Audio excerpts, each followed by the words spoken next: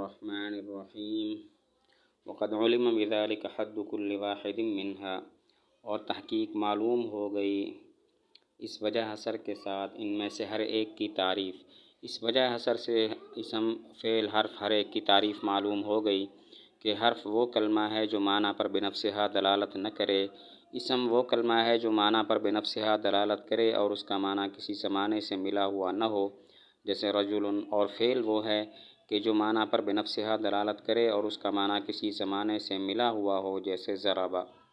وقد علم، اس وجہ حسر سے اسم فعل حرف ہر ایک کی تعریف معلوم ہو گئی کہ حرف وہ کلمہ ہے جو معنی پر بنفسہا دلالت نہ کرے، جیسے من اور الی، اور اسم وہ کلمہ ہے جو معنی پر بنفسہا دلالت کرے اور اس کا معنی کسی زمانے سے ملا ہوا نہ ہو، جیسے رجل، اور فعل وہ کلمہ ہے جو معنی پر بنفسہا دلالت کرے اور اس کا معنی کسی زمانے سے ملا ہوا ہو، جیسے ضرب۔ وقد علم، سوال ہوتا ہے کہ مصنف نے علم کہا، عرف کیوں نہیں کہا؟ جواب یہ ہے کہ علم کہتے ہیں ادراک الکلیات کو اور معرفت کہتے ہیں ادراک الجزیات کو۔ اسم فعل حرف ہر ایک امر کلی ہے، اسی وجہ سے علم کہا، عرف نہیں کہا۔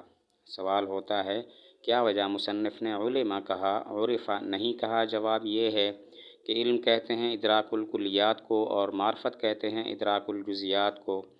اسم فعل حرف میں سے ہر ایک امر کلی ہے، اسی وجہ سے علم کہا، عرف نہیں کہا۔ بذالک، سوال ہوتا ہے کہ ذالک سے اشارہ محسوس اور بعید کی طرف ہوتا ہے، جبکہ وجہ حسر غیر محسوس اور قریب ہے، تو ذالک کے ذریعے اس کی طرف اشارہ کرنا کیسے درست ہوا؟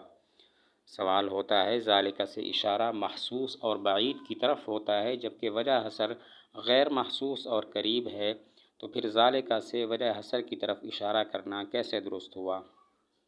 جواب یہ ہے محسوس کی دو قسمیں ہیں، محسوس حقیقی جو حس ظاہری سے معلوم ہو، اور محسوس ادعائی جو حس ظاہری سے تو معلوم نہ ہو لیکن اتنی واضح ہو گویا کہ وہ محسوس ہے۔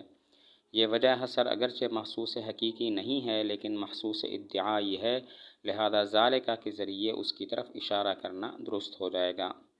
محسوس کی دو قسمیں ہیں، محسوس حقیقی جو حس ظاہری سے معلوم ہو، اور محسوس ادعائی جو حس ظاہری سے معلوم نہ ہو لیکن اتنی واضح ہو کہ گویا محسوس ہے۔ یہ وجہ حسر اگرچہ محسوس حقیقی نہیں ہے لیکن محسوس ادعائی ہے، لہذا ذالک کے ذریعے اس کی طرف اشارہ کرنا درست ہو جائے گا۔ باقی بعد کی دو قسمیں ہیں، بعد مکانی جو مکان کے لحاظ سے دور ہو، اور بعد رتبی جس کا رتبہ بلند ہو، عظیم ہو۔ اس وجہ حسر میں بعد رتبی ہے کہ اس کا مرتبہ بہت بلند ہے، لہذا ذالک کے ذریعے اس کی طرف اشارہ کرنا درست ہو جائے گا۔ بعد کی دو قسمیں ہیں، بعد مکانی جو مکان کے لحاظ سے دور ہو، اور بعد رتبی جس کا رتبہ بلند ہو۔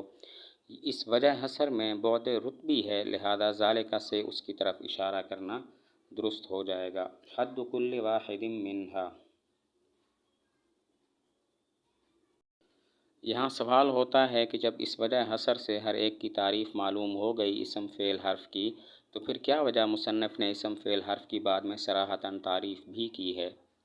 سوال ہوتا ہے جب اس وجہ حسر سے اسم فعل حرف ہر ایک کی تعریف معلوم ہو گئی تو پھر کیا وجہ مصنف نے بعد میں ان میں سے ہر ایک کی صراحتاً تعریف بھی کی ہے؟ جواب یہ ہے طبیعتیں تین قسم پر ہیں، نمبر ایک ذکی جو اشارے سے سمجھ جائے، اور نمبر دو متوسط جو اشارے کے بعد تنبیہ کا بھی محتاج ہو، اور نمبر تین غبی جو اشارے اور تنبیہ سے نہ سمجھے بلکہ صراحت تصریح کا بھی محتاج ہو۔ تو وجہ حسر سے ہر ایک کی تعریف کی طرف اشارہ ہو گیا، اور وقد علم سے اس پر تنبیہ ہو گئی، اور آئندہ اگلے صفحات کے اندر اسم فعل حرف کی ہر ایک کی صراحتاً تعریف بھی کی تاکہ کوئی بھی طبیعت محروم نہ رہے۔ جواب یہ ہے طبیعتیں تین قسم پر ہیں، نمبر ایک ذکی جو اشارے سے سمجھ جائے، نمبر دو متوسط کہ جو اشارے کے بعد تنبیہ کا بھی محتاج ہو، اور نمبر تین غبی جو اشارے اور تنبیہ سے سمجھ میں نہ آئے اس کو بلکہ تصریح کا بھی محتاج ہو۔ تو وجہ حسر سے ان میں سے ہر ایک کی تعریف کی طرف اشارہ ہو گیا، وقد علم سے تنبیہ ہو گئی، اور آگے ہر ایک کی صراحتاً تعریف بھی کر دی تاکہ کوئی بھی طبیعت محروم نہ رہے۔